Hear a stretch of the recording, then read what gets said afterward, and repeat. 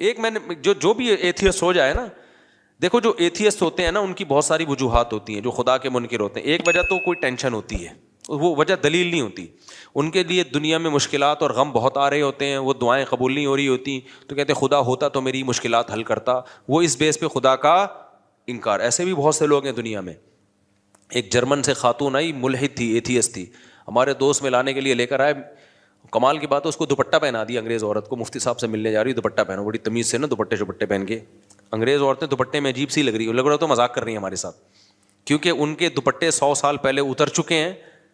اب دوپٹہ لگتا ہے کہ عجیب سا ہی لگ رہا ہوتا ہے ان کے اوپر. خیر وہ دوپٹے میں آئی، اللہ اس کو جزائے خیر دے. تو اس نے وہ خدا کی منکر تھی. کیوں؟ اس نے کہا کہ میں بچپن میں گاڈ نے مجھ سے میری ماں چھین لی، مجھے ماں کی ضرورت تھی، بچپن میں میری ماں مر گئی. تو اس غضب میں اس نے کہا میں نہیں مانتی اللہ کو، خدا کو نہیں مانتی، یہ ظلم کیا میرے ساتھ، جاؤ ہم بھی نہیں مانتے. تو ایسی فضول بات نا. خیر اس کو تو جو میں نے جواب دینا تھا دے دیا. لیکن یہ بھی ہوتا ہے ہمارے یہاں بہت سے لوگ جب ان کے مسائل پورے نہیں ہوتے، تمنائیں پوری نہیں ہوتی، آرزویں پوری نہیں ہوتی، کہتے کہاں ہے اللہ، میری تو شادی وہاں ہو نہیں رہی جہاں میں چاہ رہا تھا. یہ ہے، ان بیسس پہ بہت سے لوگوں نے خدا کا انکار کیا. میری تو تنخواہ اتنی ہے ہی نہیں، وہ محنت کر نہیں رہا، پیسے کما رہا ہے، ہم تو 5 ٹائم نماز پڑھ رہے ہیں، دعائیں مانگ رہے ہیں، تبلیغ میں سہ روزہ لگا کے دے گا. بے کوئی اللہ ملا معاذ اللہ نہیں ہے. یہ ہوتے ہیں پرلے درجے کے بے وقوف. یہ اللہ کے وجود کو ایسے ماننا چاہتے ہیں کہ اللہ ہو لیکن ہم خدا کے خدا ہوں، وہ ہمارا بندہ ہو. ان کو وہ والا خدا چاہیے جس کے یہ خدا ہوں. جیسے میں نے بھی مثال دی تھی نا بیان میں کہ آپ نے بچہ پیدا کیا، اب گھر میں چل کس کی رہی ہے؟ بچے کی چل رہی ہے. آپ کا کچھ چلتا ہی نہیں گھر میں، تو آپ کیا کہتے ہو؟ یار میں نے غلطی سے کیا پیدا کر دیا؟ باپ پیدا کر دیا ہے. ٹھیک ہے نا، غلطی سے میں نے کیا پیدا کر دیا ہے. جیسے انگریزوں کے یہاں بچے پیدا ہونے بند ہو گئے ہیں، ان کے یہاں باپ پیدا ہوتے ہیں. کہ بچوں کو آنکھیں دکھائیں پولیس آ جائے گی. بچہ باپ کو آنکھیں دکھائیں اتنی جلدی پولیس نہیں آتی. باپ بچے کو آنکھیں دکھا دے فوراً پولیس آئے. وہ بچے پھر بتاتے بھی اب دوبارہ آنکھیں دکھائیں فون دے گا فون. ایسے ایک آدمی نے مجھے خود بتایا، کہہ رہے میں پاکستان سے اپنی فیملی کو امریکہ لے کے گیا تو مجھے غصہ آیا بچے پہ، کسی بات پہ میں نے تھپڑ لگا دیا اس کے، بہت بدتمیزی کر رہا تھا. تو اس نے یہ واقعہ سنایا نا، کہتے ہیں کہ میں نے اس کو تھپڑ جیسی لگایا، مجھے پتہ ہی نہیں، میں تو آرام سے انجوائے کر رہا ہوں، پولیس آئی اٹھا کے لے گئی مجھے. یار بچہ باپ کو یار تھانے بھجوا دے. میں تو کہتا ہوں یار آدمی کی کیا گزرتی ہوگی. خیر کہتے ہیں میں تانے سے ہو کے آیا تو مجھے بڑا غصہ آیا. میں نے کہا میں تو اور لگاؤں گا ایک تھپڑ، مجھے کیوں بھجوایا. چاہے جب میں گھر آیا نا تو بچے کو جیسی آنکھیں دکھائی، بچہ کیا کہتا ہے؟ فون کی طرف. اس زمانے میں موبائل فون نہیں تھے، یہ والے فون کا جو ہے وہ نہیں، وہ گھمانے والا بھی نہیں، وہ تو زیادہ پرانا ہو گیا، لیکن یہ والے فون تھے جو PTCL والے نہیں ہوتے. تو کہہ رہے ہیں فون کی اشارہ کر کے کہتا ہے دیکھ رہا ہے وہ. کہہ رہے میں نے کہا بھائی یہ میں نے غلطی سے کیا پیدا کر دیا. تو وہ میرے سامنے ہوتا ہے، پرانا واقعہ ہماری حضرت کو سنا رہا تھا، وہ میرے سامنے ہوتا، میں کہتا بھائی آپ نے غلطی سے نہیں کیا. ان ملکوں میں جان بوجھ کر باپ پیدا ہو رہے ہیں، غلطی سے نہیں ہو رہے. لا ایسا ہے کہ اب اولادیں پیدا ہو ہی نہیں سکتی ہیں، قانون ایسا بن گیا ہے. اب یہاں جو بھی پیدا ہوگا، وہ جو حدیث میں آتا ہے نا انتلد الامۃ ربتہا، حدیث میں آتا ہے قیامت کی علامات میں سے کہ باندی اپنے مولا کو، آقا کو جنے گی. تو مطلب یہ باپ کس کو جنے گا؟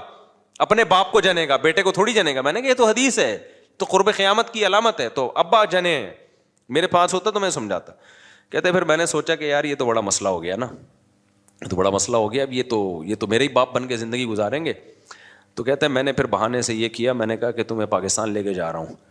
تو وہاں پھر ایسا بھی نہیں ہو سکتا کہ پاکستان لے آؤ آپ، بچہ کمپلین کر دے گا غریب ملک میں لے کے جا رہا ہے مجھے. ٹھیک ہے نا، آپ نہیں لے جا سکتے اپنے بچے کو اپنی مرضی سے. امریکن نیشنل ہے وہ، تو گورنمنٹ پکڑ لے گی، بولے کہ یہاں پیدا ہوا تو لے کے کیسے جا رہے ہیں وہاں پہ. تو کہہ رہے میں نے پھر بچوں کو یہ کہا کہ ہم ذرا چلتے ہیں گھومنے، قائد اعظم کا مزار دیکھیں گے اور یہ وغیرہ وغیرہ جو چیزیں ہوتی ہیں ہم یہ آپ کو دکھائیں گے. بچوں نے کہا ٹھیک ہے جی انجوائے کریں گے. کہہ رہے جب میں ایئرپورٹ پہ لے کر آیا، گھر میں لے کر گیا میں، اس کے بعد میں نے کہا بلا پولیس کو. آگے میں یوٹیوب کی پالیسی کے خلاف ہے، میرے خلاف نا ایتھیسٹ بہت ساری کمپلینس انہوں نے ڈالی ہوئی ہیں یوٹیوب کو، اس کا چینل بند کرو، بہت زیادہ کمپلینس گئی ہوئی ہیں. تو آگے اس نے وہ کچھ کیا جو یوٹیوب کی پالیسی کے خلاف. بچے کہہ رہے ہیں ہمارا قصور کیا؟ کہہ رہے ہیں انجوائے کر رہا ہوں میں، انجوائے. ٹھیک ہے ویسے ہی یار بس بہت دن ہو گئے تھے. समझते हो? तो अनतलिदल अमतु रब्बतहा, बांदी किसको जनेगी? अपने आका को। वो जनना शुरू, बच्चे बापों ने अपने बापों को पैदा करना शुरू कर दिया। तो मैं ये मिसाल किस पे दे रहा था?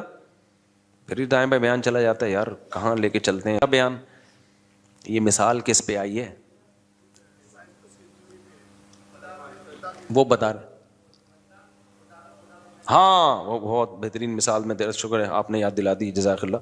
तो मैं मिसाल ये दे रहा था कि जो लोग ये कहते हैं ना, हम टेंशन में हमारे अल्लाह ने ये भी नहीं किया, ये भी नहीं किया, तो अल्लाह कहते हैं ऐसे अल्लाह को मानने का फायदा, वो अल्लाह का इनकार कर देते हैं इस बेस पे, यार अल्लाह हमारे काम तो बना नहीं रहा, जहाँ मैं शादी करना चाह रहा हूँ वहाँ शादी नहीं हो रही, और जहाँ मैं पैसे इतने कमाना चाह रहा हूँ जॉब नहीं मिल रही, गुर्बत महंगाई में खर्चे पूरे नहीं हो रहे, तो दुआएं मांग के देख ली, दुआएं पूरी नहीं हो रही, तो मैं नहीं मानता है माज़ अल्लाह ऐसे अल्लाह को। इस तरह के बहुत लोग हैं। भाई बात यह है कि जब आप अल्लाह को मान रहे हो ना, तो अल्लाह का मतलब पता है क्या है? कि चलेगी उसकी, चलेगी आपकी नहीं। अल्लाह कहता है ऐसे वाले अल्लाह को मानो, ऐसे वाले अल्लाह। जब अल्लाह की चलेगी तो अल्लाह चाहेगा तो आपकी मर्जी की हो जाएगी शादी, नहीं चाहेगा तो नहीं होगी। अल्लाह चाहेगा तो आपको आपकी मर्जी की जॉब मिल जाएगी, नहीं चाहेगा तो नहीं मिलेगी। तो अल्लाह को मानने का मतलब अल्लाह वो है, हम अल्लाह थोड़ी हैं। तो चाहते अल्लाह की पूरी होंगी, हमारी थोड़ी पूरी होंगी, हमारी उतनी पूरी होंगी जितनी अल्लाह चाहेगा। तो अगर आपने ऐसे अल्लाह मानना है कि आप सब कुछ आपका चले, तो फिर अल्लाह कहते फिर मैं किस बात का अल्लाह हो गया भाई? अल्लाह तो फिर तू है। यहां एक इश्काल होता है कि फिर जब अल्लाह ने अपनी ही चलानी है तो हमसे दुआओं का क्यों कहता है? एक सवाल होगा, जब अल्लाह ने मेरी वहीं करवानी थी जहां अब्बा चाह रहे थे, मेरी वाली तो अल्लाह ने दिलानी नहीं थी मुझे, तो फिर अल्लाह ने मुझे यूं क्यों कहा कि रातों को उठ के तहज्जुद में दुआएं मांगा करो? ये क्यों कहा अल्लाह ने? अबे देखो, मैं आपसे कहता हूं, मैं किसी वजीर हूं, फर्ज करो मैंने आपसे कहा एप्लीकेशन लिख के दो, एक प्रॉपर वे तरीका है, ये काम आप चाहते हो ना, आपके घर में बिजली का कनेक्शन लग जाए, गैस का कनेक्शन लगेगा तो फिर भी नहीं, लेकिन एक मिसाल दे रहा हूँ गैस का कनेक्शन लग जाए तो आप एक एप्लीकेशन दो, प्रॉपर तरीके से लिख के दो, तो हम आपका वो काम कर देंगे। यहाँ दफ्तर में खड़े होकर हमारा सर खराब मत करो। होता है ना, जैसे मुझसे कोई मिलने के लिए आता है, बेवक्त आ जाए, तो मैं कहता हूँ भाई एक तरीका है, एडमिन से रब्ता करो, फिर बताओ क्यों मिलना चाह रहे हो। बाज़ दफ़ा बिला वजह रिश्ते के लिए आ रहे होते हैं, हमारी शादी करा दें, तो भाई मैं नहीं शादियां कराता लोगों की, ये काम मेरा है ही नहीं। तो कोई वजह बताओगे, वो वजह माकूल वजह होगी, फिर हम टाइम दे देंगे, उस टाइम पे आ जाना। मैं तो फिर फारिग करके बैठता हूँ अपने आप को उस टाइम पे। तो लेकिन आप उस टाइम पे भी आ गए, फिर भी मैं नहीं मिल रहा, तो आपको गुस्सा आएगा ना। फिर हमें ये लंबा चौड़ा प्रोसेस, बोलो बताया क्यों था भाई? पहले उस्मान से रब्ता करो, फिर कोई मुफ्ती साहब की डायरी में देखेंगे स्लॉट खाली है तो इसको दे दो, ये सारा करके भी आए तो जब मुफ्ती साहब हैं ही नहीं। आज मैंने जोहर में किसी को निकाह का टाइम दिया था, जोहर में मैं जामे तो रशीद में, मुझे ज़रूरी काम था और मुझे काम की वजह से मैं नहीं आ सकता था, लेकिन चूंकि मैंने टाइम दिया था, सिर्फ एक 5 मिनट का उसका निकाह पढ़ाने के लिए मैं इतना लंबा सफ़र करके आया और निकाह पढ़ा के वापस गया। मेरा 1 घंटा लगा। लेकिन क्यों? अगर मैं नहीं आता तो बुराई होती ना। ये अगला कहता है यार मुफ्ती साहब ने टाइम दिया और भाग गए। हालांकि मुझे बहुत मुश्किल हुई थी वो निकाह पढ़ाने, लेकिन मैंने कहा यार या तो टाइम नहीं देते, दिया है तो अब उसको पूरा करना है, या तो 1 हफ्ता पहले मुझे पता चल जाता ना मेरी मजबूत, तो मैं 1 हफ्ता पहले वो कैंसिल कर देता। लेकिन ऐन वक्त पे कैंसिल करना गैर अखलाकी हरकत है, इल्ला ये कि कोई बहुत ही इमरजेंसी हो जाए। तो ऐसी इतनी बहुत इमरजेंसी नहीं थी। कितना टाइम मैंने 5 मिनट के काम के लिए अपना बर्बाद किया, 1 घंटा बर्बाद। इस सेंस में नहीं कि वो वाकई बर्बाद, लेकिन जाहिरी लिहाज से तो बर्बाद ही हुआ ना। लेकिन बात यह है कि जब एक आम आदमी इसका ख्याल कर रहा है कि जब किसी को टाइम दिया हो तो भाई पूरा करना है, इल्ला ये कि इमरजेंसी हो जाए, एक प्रोसेस रखा है, जब आप उस प्रोसेस को पूरा करोगे तो फिर तो टाइम देना है। तो अल्लाह मियाँ ने भी जब ये कह दिया कि भाई ऐसे ही नहीं, बल्कि बाकायदा दुआ मांगो, 2 रकत पढ़ो, हाथ उठाओ, गिड़गिड़ाओ, मुझसे मांगो, मैं देता हूँ। हमने सारा प्रोसेस पूरा कर लिया, फिर भी अल्लाह दे नहीं रहा। उसकी कहीं और हो गई, उसके बच्चे हमको मामू कह रहे हैं। फिर आदमी को गुस्सा आता है, यार ये एथियस्ट लोग बहुत से यही कहते हैं कि फिर बोला क्यों था दुआएं मांगो, जब गवर्नमेंट हमें कहती है एप्लीकेशन लिख के दो और जब तुम्हारा नंबर आएगा तो इस एप्लीकेशन पे गौर होगा तो हम ये तुम्हारा नलका लगवा देंगे। जब गवर्नमेंट नलका नहीं लगाती, हम गवर्नमेंट पे लानतें भेज रहे होते हैं, यार हमारे गटर के ढक्कन की 50 दरख्वास्तें हमने जमा करा दी हैं, गटर का ढक्कन नहीं लग रहा, करप्ट हुकूमत है, ये है वो है। تو یہی ہوتا ہے، پھر ہم حکومت کا انکار کر دیتے ہیں، بغاوت پہ آتے ہیں. تو ہم اللہ میاں بھی ہمیں کہا کہ ادعونی استجب لکم، دعائیں مانگو میں تمہاری دعاؤں کو سنوں گا، تمہاری پکار کا جواب دوں گا. سب جوتے کا تسمہ بھی مانگنا ہو وہ بھی ٹوٹ جائے تو مجھ سے مانگو. تو اللہ یہ تو جوتے کے تسمے مجھ سے مانگو، اور ہم جناب تجھ سے ضروری چیزیں مانگ رہے ہیں.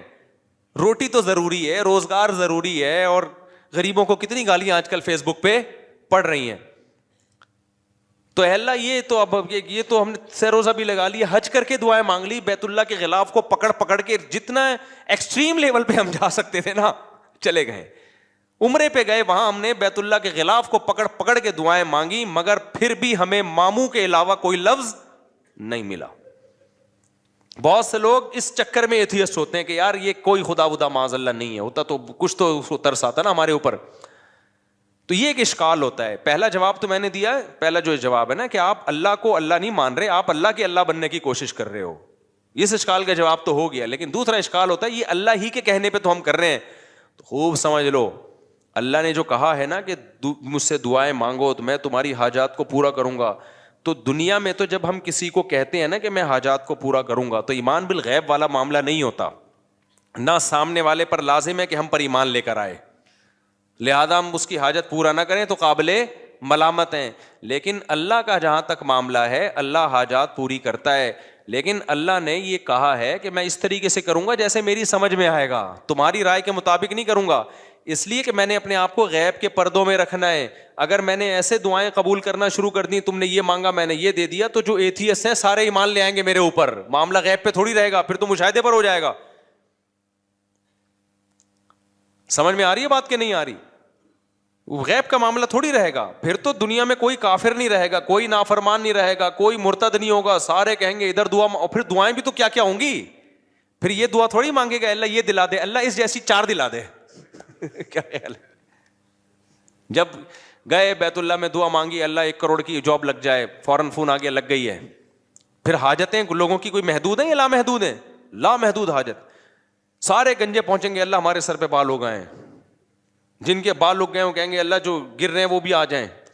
اللہ کوئی مرے ہی نہیں، نہ میری اماں مرے، نہ میرے ابا مرے، نہ میری بیوی مرے، نہ میرا شوہر مرے، نہ میرا بچہ مرے، فلاں فلاں سب مر جائیں. تو یہ نظام کائنات کیا ہو جائے گا بھائی؟ تباہ و برباد ہو جائے گا، تباہ و برباد ہو جائے گا. اس لیے اللہ نے کہا کہ میں ہوں، میرے ہونے پر اگر میں دعا بالفرض قبول نہیں کر رہا تو اس سے میرا انکار لازم نہیں آتا، کیونکہ میرے وجود پر تو 20 دلائل ہیں. ان دلائل کا کیسے انکار کرو گے تم؟ اس کی مثال ایسے ہے جیسے آپ گئے، آپ نے اپلیکیشن دی، وزیر کو درخواست قبول ہی نہیں ہو رہی، آپ کو یہاں کوئی وزیر ہے ہی نہیں، تو اگلا کہے گا بھائی یہ وزیر کی کرسی ہے، یہ اس کرسی پہ کیمرہ پہ دیکھو بندہ بیٹھا ہوا ہے اور یہ اٹینڈنس حاضری ہے. تو یہ نہیں کہو کہ وزیر ہی نہیں ہے، یہ کہو کہ وزیر نالائق ہے، آپ کی مراد پوری نہیں کر رہا یا سست ہے. اور اگر نالائق بھی نہیں ہے، سست بھی نہیں ہے، پھر یقیناً کوئی حکمت ہے. تو وزیر کے بارے میں تو ہم پاکستان کے وزیر کے بارے میں نہیں کہیں گے کہ کوئی حکمت کی وجہ سے کام نہیں کر رہا، وہاں تو رپورٹ کلیئر ہے، کر ہی نہیں رہا، وہ تو آج تک کسی کے پیسے لیے بغیر کام کیا ہی نہیں اس نے. اللہ پہ نہ رشوت کا الزام لگ سکتا ہے، نہ اللہ پہ یہ الزام لگ سکتا ہے کہ معاذ اللہ وہ بندوں کے کام کر کر کے تھک گیا ہے. تو اللہ کے بارے میں یہی کہا جائے گا، اور اس نے دعا قبول نہیں کی ہے تو بھائی وہ ہمارا کام ہے فائل جمع کرا دینا، اور وہ اس طرح سے نہیں کر رہا، کسی اور طرح سے، وہ اپنے بندوں کو لاوارث نہیں چھوڑتا. ہاں اس نے ایک حکمت کے تحت ایک طریقہ رکھا ہوا ہے کہ ایسے میں ہر ایک کو ظاہری طور پہ دینا شروع کر دوں تو یہ خدا بن جائیں گے، میں کیا بن جاؤں گا؟ بندہ بن جاؤں گا. تو ان کو میرے اوپر ایمان کا مطلب یہ ہے کہ مجھے اللہ مانے اور مجھے اپنا خیر خواہ مانے. میں ان کی حاجت پوری کر دوں تو بھی پوری کرتا ہے، نہیں پوری کروں تو بھی حاجتیں پوری کرتا ہے. یہ کسی اور طرح سے کر دے گا. ہمیں کیا پتا بھائی ہمارے اوپر کون کون سے حادثات آنے والے تھے. آپ نے دعا مانگی اللہ روزگار دلا دے، روزگار دلا دے، اللہ نے روزگار نہیں دلایا لیکن کوئی بڑی آفت سے آپ کو بچا لیا. آپ چاہتے تھے یہاں شادی ہو جائے، اللہ کے علم میں تھا بھائی تیرے لیے عذاب ہے، یہ نہیں ہے. بہت سے لوگ، ایک آدمی آیا نا اپنی معشوقہ کے بارے میں بہت دعائیں مانگتا تھا، مجھ سے بھی اس نے کہا نہیں ہوئی شادی، تو میں نے کہا یار اسی میں بہتری ہوگی. کہہ رہے اللہ یہ بھی تو کر سکتا تھا، اسی کو بہتر بنا دیتا میرے لیے. یعنی اللہ کو یہ سمجھایا جا رہا ہے، مسلمان تو یہ سوچ کے صبر کرتا ہے یار مجھے لگ رہا تھا یہ میرے لیے بہتر ہے، لیکن جب اللہ نے نہیں ہونے دی تو اس کا مطلب یہ میرے لیے بہتر نہیں تھی، کیونکہ اللہ میرا خیر خواہ ہے، اللہ میرا دشمن نہیں ہے. لیکن اگلا پتہ ہے کیا کہتا ہے یار اللہ کو یہ بھی تو طاقت ہے نا کہ اسی کو میرے حق میں بہتر بنا کے یہی دلا بھی دیتا اور اسی کو ٹھیک بھی کر دیتا. تو اس کا مطلب کیا ہوا کہ آپ سارا وہ چاہتے ہو جو آپ چاہتے ہو, تو بہتر یہی ہے کہ عرش پہ آپ خود جا کے بیٹھ جاؤ. آپ ہم نے اپنے آپ کو اللہ کا تابع بنانا ہے. تو پیغمبروں کی سیرت سے ہمیں پتہ چلتا ہے دو قسم کے لوگ ہیں, ایک نافرمان اور ایک فرما بردار. نافرمان لوگوں کو جب پریشانی آتی ہیں اللہ کو برا بھلا کہتے ہیں, تبھی تو قرآن نے مثالیں دی ہیں. فرعون پہ بھی پریشانی آئی نا, موسیٰ علیہ السلام جب آئے نا تو فرعون کو ٹینشنیں شروع ہو گئیں. ایک دفعہ بھی اللہ کا نام نہیں لیا فرعون نے, بلکہ اور بغاوت میں بڑھتا چلا گیا. کہنے لگا کہ جب سے موسیٰ آیا ہے نا معاذ اللہ, اس کی وجہ سے ہمارے ملک میں بدامنی شروع ہو گئی ہے, قحط آنا شروع ہو گیا ہے. لیکن پریشانیاں یعقوب علیہ السلام پر بھی آئیں. بچپن میں بچہ غائب, روتے رہے کہ انما اشکو بثی وحزنی الی اللہ, بھائی میں اللہ کو اپنا غم بتاتا ہوں. اعلم من اللہ ما لا تعلمون, اللہ کے بارے میں وہ کچھ جانتا ہوں جو تم نہیں جانتے, تو مجھے یقین ہے اللہ کی اس میں کوئی خیر خواہی ہوگی. کیوں؟ وہ سمجھتے تھے کہ بھائی میں, اور یعقوب علیہ السلام کے بارے میں آسمانی کتابوں میں لکھا ہے کہ اتنی دعائیں مانگتے تھے کہ ان کے گھٹنوں پہ اور پیشانیوں پہ موٹے موٹے نشان پڑ گئے تھے. زندگی بھر اتنی دعائیں مانگی, ایک دفعہ بھی مایوس نہیں ہوئے کہ یار میں تو مانگتا رہتا ہوں, ادھر اللہ نے بچہ ملایا ہی نہیں مجھ سے, اور میری تو ایک بچہ ابھی گم ہوا ہے, دعائیں مانگ رہے ہیں, تڑپ رہے ہیں, آنکھوں کی بینائی چلی گئی, دوسرا بھی گم ہو گیا. تو قرآن یہ واقعات کیوں بتاتا ہے؟ کیا معاذ اللہ اپنی برائیاں کر رہا ہے؟ سورہ یوسف میں جب لوگ کہتے ہیں نا ایتھیس لوگ کہ ہم نے اللہ سے مانگا اور ہمیں تو کچھ نہیں ملا, تو قرآن تو کہہ رہا ہے کہ یعقوب علیہ السلام کا بچہ گم گیا تھا, انہوں نے اللہ سے ساری زندگی مانگا, ملا کیا؟ دوسرا بھی گم گیا. ٹھیک ہے نا, تو یہ تو اللہ گویا معاذ اللہ اپنی برائیاں کر رہا ہے. نا نا نا نا, اللہ اپنی تعریفیں کر رہا ہے کہ میں بعض دفعہ نوازتا ایسے ہوں, آزمائشوں میں ڈال ڈال کے دیکھتا ہوں کون صبر سے کام لیتا ہے. تبھی تو جب یوسف علیہ الصلوۃ والسلام کو اپنا اللہ نے والد سے ملایا مصر کا بادشاہ بنا کے, تو فوراً یعقوب علیہ السلام نے کہا میں نے کہا نہیں تھا اعلم من اللہ ما لا تعلمون, میں اللہ کے بارے میں وہ کچھ جانتا ہوں جو تم نہیں جانتے.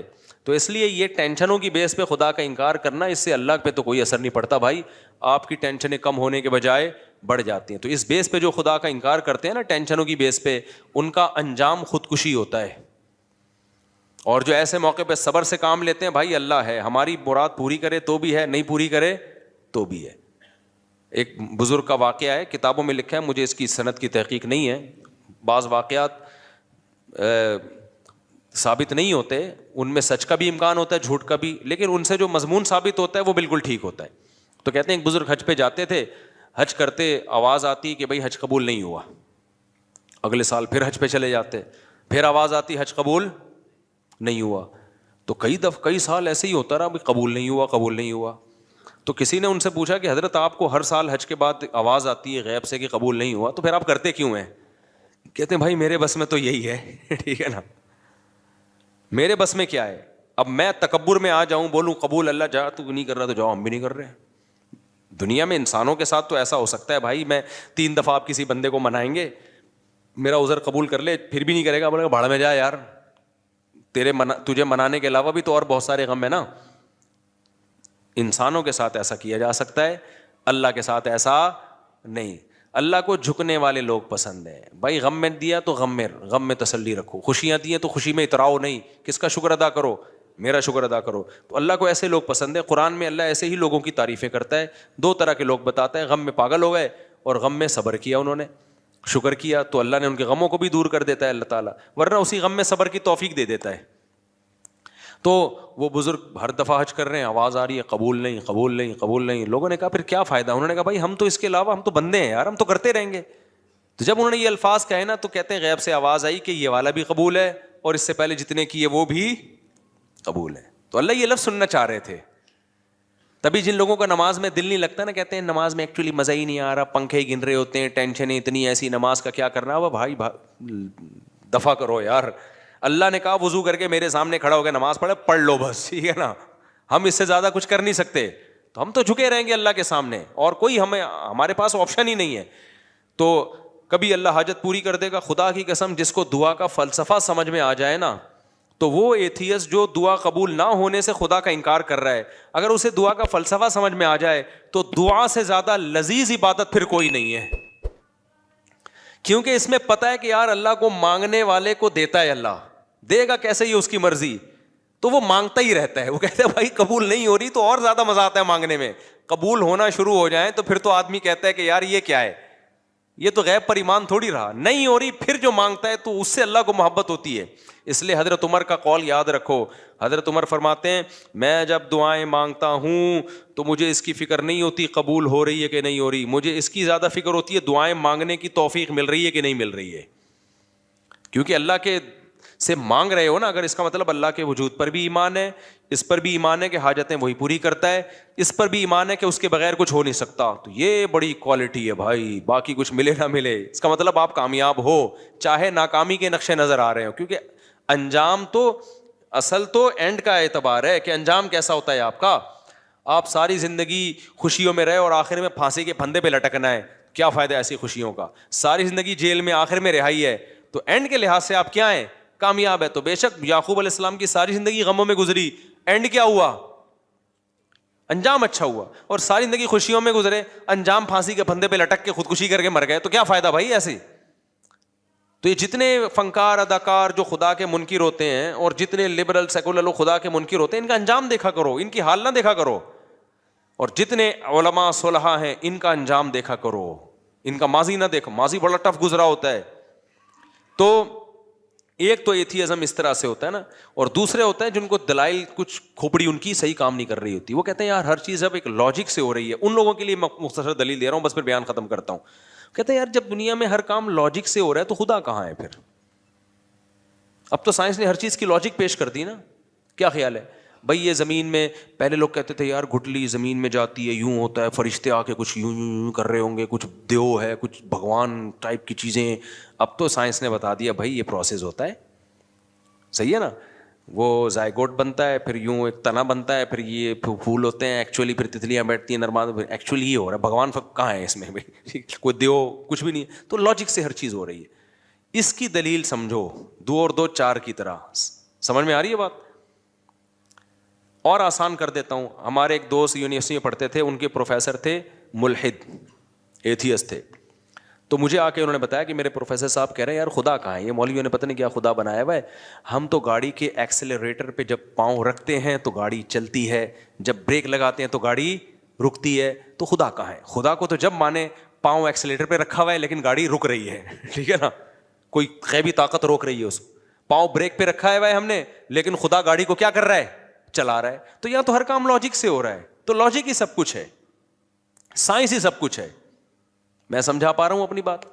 یہ وہ اشکال ہے جس کی بیس پہ ہزاروں لوگ مرتد ہو چکے ہیں, اسلام چھوڑ, ہزاروں تو نہیں سینکڑوں تو چھوڑ ہی چکے ہیں. اور جتنے بھی ملحد لوگ ہیں, چاہے عیسائیوں میں, اسلام میں تو بہت کم ارتداد ہے نا, عیسائیت یہودیت میں بہت زیادہ ہے. کہ یار جب ہر کام لاجک سے ہو رہا ہے تو خدا کو ماننے کی ضرورت کیا ہے. سمجھ میں آ رہی ہے کہ نہیں آ رہی ہے؟ خدا کو ماننے کی یہ کائنات جو سائنسی اصولوں میں جکڑی ہوئی ہے, تو اس کا جواب خوب سمجھو. میں نے ان کو فوراً جواب, وہ بڑے پریشان تھے نا اس سوال سے. ہمارے پروفیسر صاحب نے کہا یار ایکسیلریٹر پہ پاؤں رکھو تو چلتی ہے کیونکہ چلانا ہے اس کا کام, روکو تو کیا ہوتی ہے. خدا کو جب مانیں گے جب الٹا پلٹا ہو رہا ہو, ٹھیک ہے نا, ہونا کچھ چاہیے ہو کچھ اور رہا ہو.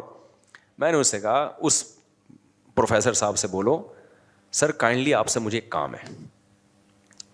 میں نے کہا کلاس میں نہیں بلکہ اس کو چھاؤں میں لے کے جاؤ. میں ایسے ہی بات کرتا ہوں, سر کائنڈلی آپ ذرا چھاؤں میں آ جائیں. اور یہ بھی قرآن سے ہی نکالا ہے, قل انما اعیذکم بواحدہ ان تقوموا للہ مثنی وفرادا, کہ اے نبی آپ ان سے کہو کہ تم لوگ ایک ایک 2 2 اکٹھے ہو کے غور کرو میری بات پہ. بعض دفعہ مجمع میں غور کرنا بڑا مشکل ہوتا ہے, تو ایسا کرو ذرا چھاؤں میں آ جائیں. سر کائنڈلی آپ سے مجھے ایک کوشچن ہے. تو کہنے لگے کیا؟ میں نے کہا اپنے ٹیچر سے چھاؤں میں لے جا کے نا ٹھنڈا کرنا, ایک دم افراتفری میں نہیں. بعض دلائل آپ پھینک دو گے نا جلد بازی میں تو ایسے جیسے پھینک دیا آپ نے, سامنے والا سیریس نہیں لیتا. میں نے کہا تمیز سے سائڈ پہ لے جا کے سر سے ایک بات کریں. سر آپ یہ بتائیں کہ گاڑی میں چینجنگ چینجر کے بغیر نہیں ہو رہی, لاجک ہے, یہ لاجک کی بات ہے نا. جب تک گاڑی رکی ہوئی ہے تو چلے گی جب تک چلانے کے لیے کوئی قوت استعمال نہ ہو ہے.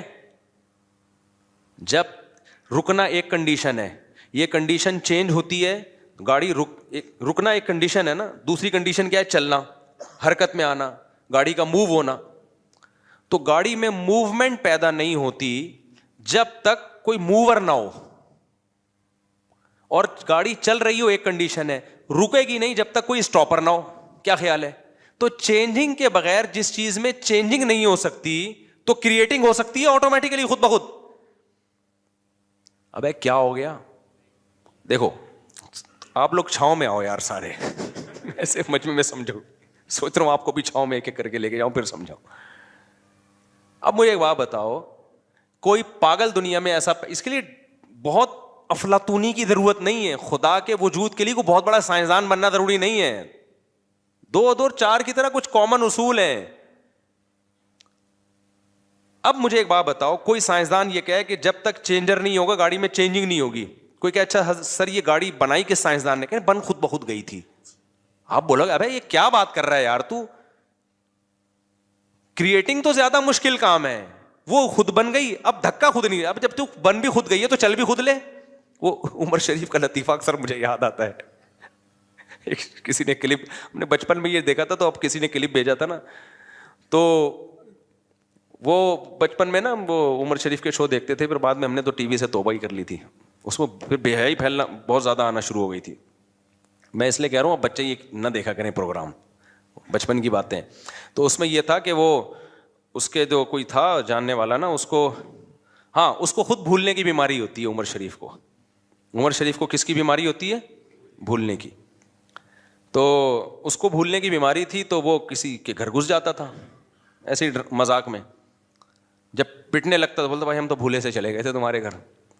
تو ایسے ہی کسی نے بتایا کہ کسی کے گھر میں نا شلوار رہ گئی اس کی, ایسی مذاق ہے حقیقت میں نہیں سمجھ لیں آپ.